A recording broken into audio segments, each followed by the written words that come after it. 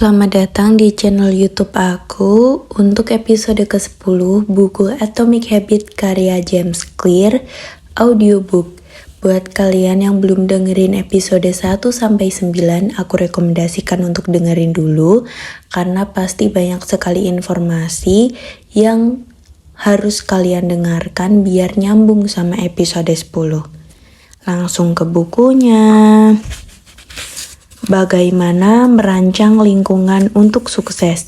Selama krisis energi dan embargo minyak tahun 1970-an, peneliti Belanda mulai mencermati pemakaian energi negara itu. Di kawasan hunian pinggiran dekat Amsterdam, mereka mendapati sebagian penduduk menggunakan energi 30% lebih sedikit daripada tetangga-tetangga mereka. Padahal ukuran rumah mereka sama dan mereka mendapat jatah listrik yang sama pula. Ternyata rumah-rumah di lingkungan ini hampir identik kecuali dalam satu hal, lokasi meteran listrik. Ada yang menaruhnya di ruangan bawah tanah, yang lain menaruhnya di atas dekat pintu masuk. Seperti bisa Anda pikirkan, rumah-rumah dengan meteran listrik di dekat pintu masuk menggunakan listrik secara lebih hemat ketika pemakaian energi mereka jelas dan mudah dipantau orang mengubah perilaku. Setiap kebiasaan dimulai dengan petunjuk, dan kita lebih mungkin melihat petunjuk yang menonjol. Sayangnya, lingkungan tempat kita hidup dan bekerja seringkali memudahkan kita untuk tidak melakukan aksi tertentu karena tidak ada petunjuk yang jelas untuk memicu perilaku itu. Mudah untuk tidak berlatih gitar ketika gitar itu tersimpan rapi di lemari. Mudah untuk tidak membaca buku ketika rak buku berada di sudut ruang tamu. Mudah untuk tidak minum vitamin ketika vitamin itu tidak terlihat di ruang makan. Ketika petunjuk-petunjuk yang memicu suatu kebiasaan samar atau tersembunyi, petunjuk-petunjuk itu mudah terabaikan. Sebagai perbandingan, menciptakan petunjuk visual yang nyata dapat menarik perhatian Anda ke kebiasaan yang diinginkan pada awal 1990-an. Staf kebersihan di Bandara Schiphol, Amsterdam, memasang stiker kecil yang terlihat seperti ngengat di tiap fasilitas buang air kecil. Tampaknya setiap kali seorang laki-laki datang untuk membuang air kecil, mereka otomatis mengarahkan kencing mereka ke sesuatu yang mereka kira seekor ngengat. Stiker itu menyebabkan buang air lebih terarah dan secara signifikan mengurangi cipratan atau tumpahan air kemih keluar fasilitas. Analisis lebih lanjut menyimpulkan bahwa stiker itu menurunkan biaya pembersihan kamar kecil sebesar 8% per tahun. Saya mempunyai pengalaman tentang dahsyatnya petunjuk yang nyata dalam hidup saya sendiri. Saya biasa membeli apel dari toko, meletakkannya di kotak tertutup di bagian bawah lemari pendingin, dan melupakannya. Ketika akhirnya saya ingat apel-apel itu yang biasanya sudah tidak bagus, saya lupa makan apel karena tidak pernah melihatnya. Akhirnya saya menjalankan nasihat saya sendiri dengan merancang ulang lingkungan saya. Saya membeli mangkuk buah besar dan menempatkannya di tengah meja makan. Setiap kali membeli apel, saya langsung meletakkannya di situ, di tempat terbuka yang hampir selalu terlihat oleh saya. Hampir seperti ajaib, saya mulai makan beberapa butir apel tiap hari semata karena buah itu terlihat dan tidak tersembunyi. Berikut beberapa cara untuk merancang ulang lingkungan Anda dan menjadikan petunjuk-petunjuk untuk kebiasaan-kebiasaan yang lebih Anda sukai lebih nyata. Yang pertama, jika Anda ingin tidak lupa minum obat tiap malam, taruhlah botol obat Anda tepat di tempat Anda biasa minum obat. Jika Anda ingin berlatih gitar lebih sering, taruhlah gitar Anda di tengah ruang santai. Yang ketiga, jika Anda ingin tidak lupa mengirimkan ucapan terima kasih, taruhlah alat tulis di meja kerja. Yang selanjutnya, jika Anda ingin minum air putih lebih banyak, isilah beberapa botol air tiap pagi dan taruh di beberapa tempat di seluruh rumah. Bila ingin menjadikan suatu kebiasaan penting dalam hidup Anda, buatlah petunjuk agar hal itu menonjol di lingkungan Anda. Perilaku yang paling persisten biasanya mempunyai lebih dari satu petunjuk. Bayangkan betapa banyak cara berbeda untuk membuat seorang perokok tergerak untuk mengambil sebatang rokok. mengendarai mobil, melihat seorang teman merokok, merasa stres dalam pekerjaan, dan sebagainya.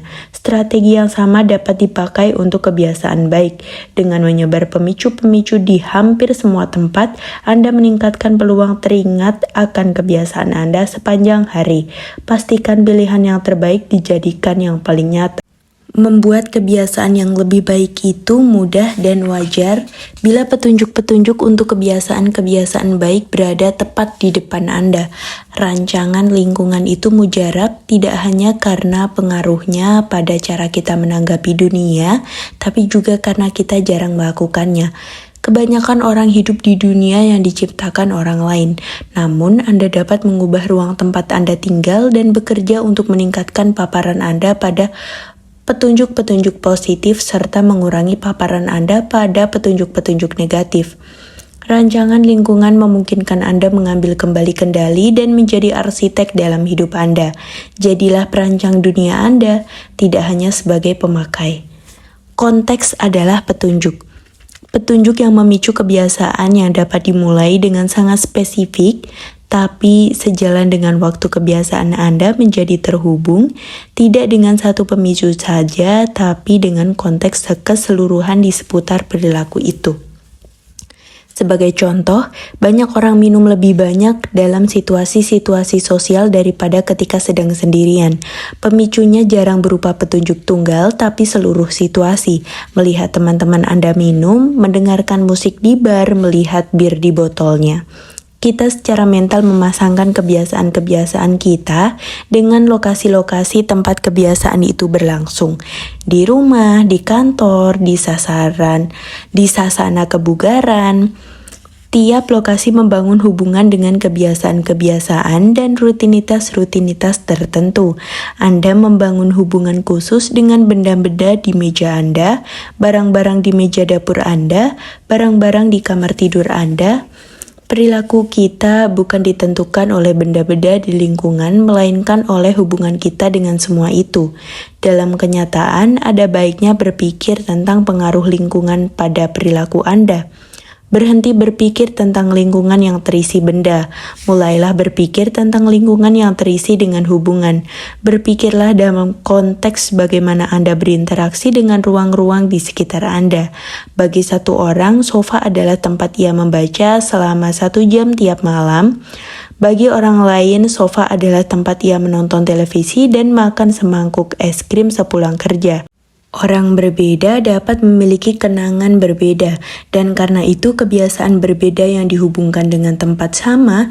Apa kabar baiknya? Anda dapat melatih diri untuk menghubungkan kebiasaan tersebut dengan konteks tertentu pula.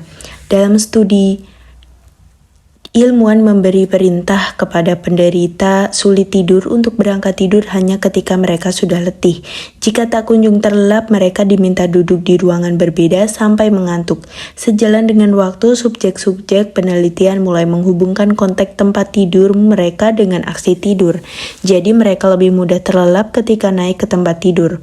Otak mereka menjadi tahu bahwa tidur bukan menjelajah internet dengan ponsel, bukan menonton televisi, bukan memandangi jam dinding, adalah aksi satu-satunya berlangsung di ruangan itu.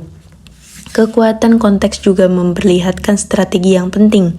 Kebiasaan dapat lebih mudah diubah di lingkungan baru. Konteks memudahkan Anda lepas dari pemicu-pemicu dan petunjuk-petunjuk tidak jelas yang mendorong Anda menjalani kebiasaan-kebiasaan saat ini. Pergilah ke tempat baru, gerai kopi berbeda, duduk di bangku taman, sudut ruangan yang jarang Anda pakai, dan ciptakan rutinitas baru di sana. Selanjutnya, lebih mudah menghubungkan kebiasaan baru dengan konteks baru daripada membangun kebiasaan baru di hadapan petunjuk-petunjuk yang saling bersaing. Sulit pergi tidur lebih awal jika Anda menonton televisi di kamar tidur tiap malam. Sulit belajar di ruang tengah tanpa teralihkan jika di situ pula Anda selalu bermain video game. Namun, jika melangkah keluar dari lingkungan normal Anda meninggalkan bias-bias perilaku yang ada di belakangnya. Anda tidak bergumul melawan petunjuk-petunjuk lingkungan lama yang memungkinkan kebiasaan-kebiasaan baru terbentuk tanpa interupsi. Ingin berpikir lebih kreatif?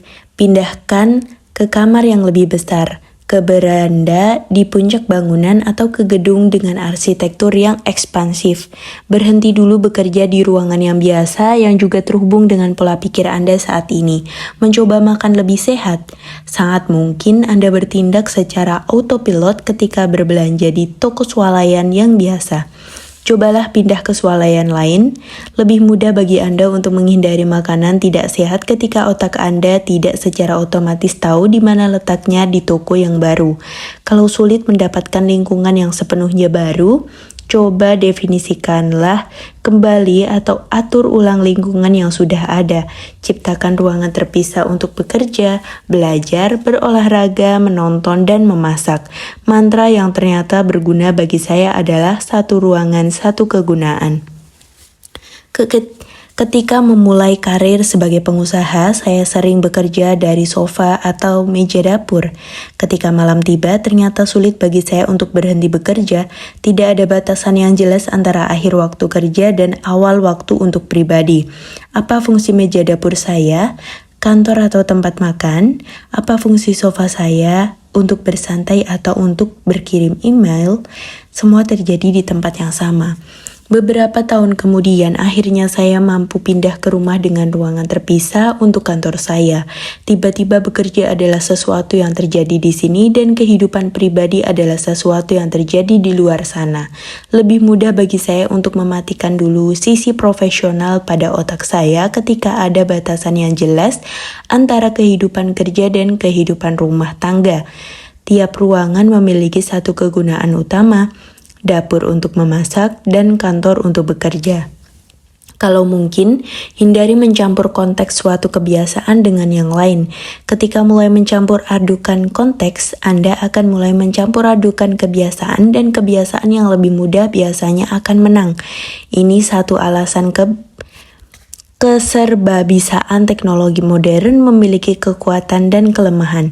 Anda bisa menggunakan ponsel untuk bermacam-macam keperluan yang menjadikannya alat yang dahsyat. Akan tetapi, ketika Anda dapat menggunakan telepon untuk mengerjakan hampir semuanya, sulit menghubungkan alat itu dengan hanya satu tugas. Anda ingin produktif, tapi terlalu mudah bagi Anda untuk membuka-buka media sosial, memeriksa email, dan memainkan game setiap kali Anda membuka ponsel. Petunjuk yang diberikan kacau balau. Anda mungkin berpikir Anda tidak mengerti. Saya tinggal di New York City, apartemen saya seukuran ponsel pintar. Saya memerlukan tiap ruangan untuk memainkan bermacam-macam peran. Saya paham jika ruangan Anda terbatas, bagilah ruangan itu menjadi beberapa kawasan kegiatan. Kursi untuk membaca, meja tulis untuk menulis, meja untuk makan. Anda bisa melakukan hal sama dengan ruang digital Anda. Saya kenal seorang penulis yang menggunakan komputer saya hanya untuk menulis, tablet hanya untuk membaca, dan ponsel hanya untuk media sosial dan pesan teks.